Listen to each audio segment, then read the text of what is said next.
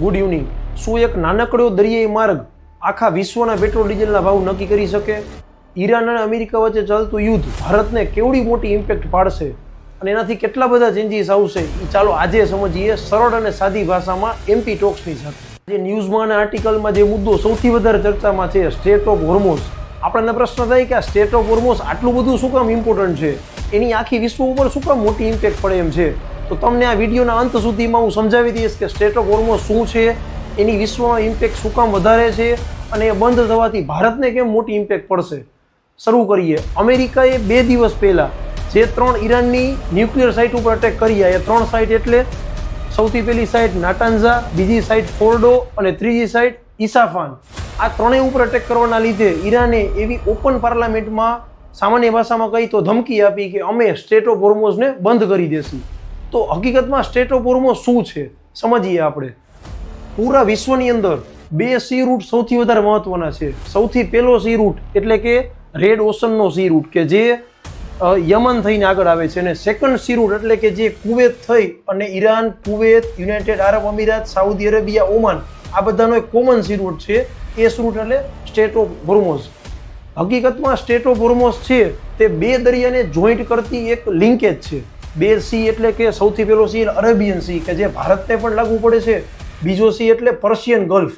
આ બંનેને જોઈન્ટ કરતી જે વચ્ચેનો ભાગ છે એને સ્ટેટ ઓફ હોર્મોઝ તરીકે સામાન્ય ભાષામાં ઓળખી છે. આપણે જોઈએ કે સ્ટેટ ઓફ હોર્મોઝ છે એ આ પ્લેસનું નામ છે. આ પ્લેસ સૌથી પાતળું નેરો કઈ જગ્યાએ છે તો એની નેરોએસ્ટ લેન્થ 33 કિલોમીટરની છે. એની ડેપ્થની વાત કરી તો એ 60 મીટર ઊંડો છે અને એની પહોળાઈની વાત કરી તો એ 150 કિલોમીટરની એમની લેન્થ છે. આ પાર્ટ સૌથી વધારે ઇમ્પોર્ટન્ટ એટલા માટે છે કે જનરલ એની આસપાસની બધી કન્ટ્રી, ઈરાન છે, ઈરાકની અંદર કુવેત છે, સાઉદી અરેબિયા, યુનાઇટેડ આરબ અમીરાત, ઓમાન, આ બધાનું જે ઓઇલ પ્રોડક્શન થાય છે એ ઓઇલ પ્રોડક્શનની સપ્લાય એ આ રૂટ દ્વારા ઓલ ઓવર ધ એશિયાની અંદર આપણે જોઈએ તો રશિયા છે, ચીન છે, ભારત, એ આ ચેન જગ્યાએ સપ્લાય થાય છે. આખા વિશ્વની ટોટલ ઓઇલ સપ્લાયનો માત્ર 20% ભાગ એ ખાલી આ રૂટ દ્વારા જ સપ્લાય થાય છે. એટલે કે પર ડે 16,000 કરોડ કરતાં પણ વધારે વેલ્યુનું ક્રૂડ ઓઇલ એ આ સી રૂટ દ્વારા આગળ સપ્લાય થાય છે. આપણે જોઈએ આ વસ્તુ સમજવા માટે થોડાક હિસ્ટ્રીની અંદર જઈએ. 1980થી ઈરાન અને ઈરાક વચ્ચે કે જે 2 દેશો એકબીજાને લેન્ડ બોર્ડર શેર કરે છે અને સી બોર્ડર પણ શેર કરે છે. ઈરાન અને ઈરાક બંને એવું ઈચ્છે છે કે પર્શિયન ગલ્ફ ઉપર એમનું વર્ચસ્વ વધારે હોય, માટે બંને દેશો વચ્ચે યુદ્ધ અને અટેક ચાલુ જ છે અને એના લીધે બંનેની ઇકોનોમી ડ્રોપ ડાઉન થયા કરે છે.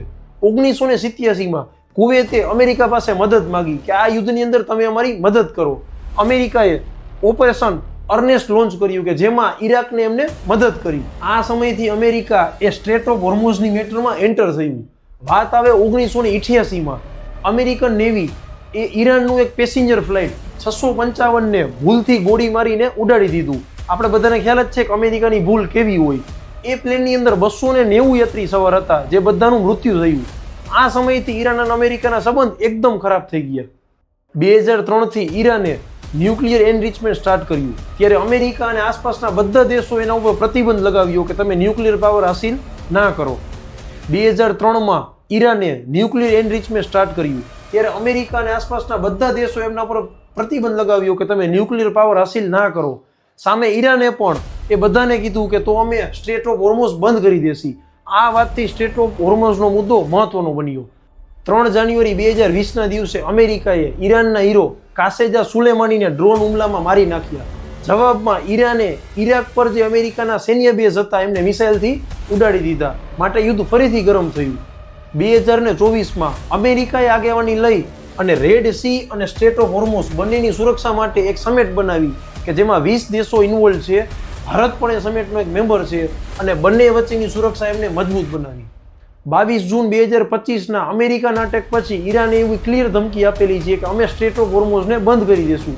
માટે જ્યારે કોઈ પણ ઓઇલ શિપ આ રૂટ દ્વારા પસાર થાય છે ત્યારે ઈરાન એમના ઉપર અટેક કરે છે. માટે કોઈ પણ શિપ ઓનર પોતાના ટ્રાન્સપોર્ટેશન માટે આ રૂટને પ્રિફર ગણતું નથી. આપણે એક બહુ મહત્વપૂર્ણ વાત ધ્યાનમાં આવે કે ભારત અને ચાઇના લાસ્ટ 3 દિવસમાં આ ટોટલ મેટરમાં ઇન્વોલ્વમેન્ટ લીધું જ નથી. કારણ કે ભારતની 40% સપ્લાય અને ચીનની 45% સપ્લાય એ આ રૂટ પર ડિપેન્ડ છે. ઈરાન હજી વધુ એગ્રેશનથી જો આ સ્ટેટ ઓફ હોર્મોઝનો સી રૂટ બંધ કરે છે તો એમના અલ્ટરનેટ રૂટ તરીકે આપણે હોર્ન ઓફ આફ્રિકા એટલે કે ઓલમોસ્ટ ડબલ અથવા ત્રબલ મોટો સી રૂટ આપણે યુઝ કરવો પડે છે. ભારતના ક્રૂડ ઓઇલ ઇમ્પોર્ટનો 40% પાર્ટ આ સ્ટેટ ઓફ હોર્મોઝ દ્વારા ડિપેન્ડ છે. એટલા માટે પેટ્રોલ ડીઝલના ભાવમાં બહુ મોટો પ્લસ માઇનસ થઈ શકે છે. મિડલ ઇસ્ટ સાથે જોડાયેલા બધા જ બિઝનેસમાં ડાયરેક્ટ અથવા ઇનડાયરેક્ટ ઇફેક્ટ બહુ મોટી આવી શકે છે. શેર બજારની અંદર અપ્સ એન્ડ ડાઉન્સ બહુ મોટા લેવલ ઉપર થઈ શકે છે. લોજિસ્ટિક્સ એફએમસીજી સાથે જોડાયેલી બધી જ પ્રોડક્ટના પ્રાઇસ રિવાઇઝ થઈ શકે છે. આ રીતે જ્યારે ઈરાન અને સ્ટેટ ઓફ હોર્મોઝ યુદ્ધની પરિસ્થિતિમાં આવે છે ત્યારે આખા વિશ્વ માટે ચિંતાનો વિષય બની જાય છે. ઓલ ઓવર ધ વર્લ્ડ કોઈ પણ અપડેટ, કરંટ અફેર અને ઇનડીપ્થ બિઝનેસ કેસ સ્ટડીને સરળ અને સામાન્ય ભાષામાં સમજવા માટે એમપી ટોક્સને ફોલો કરો.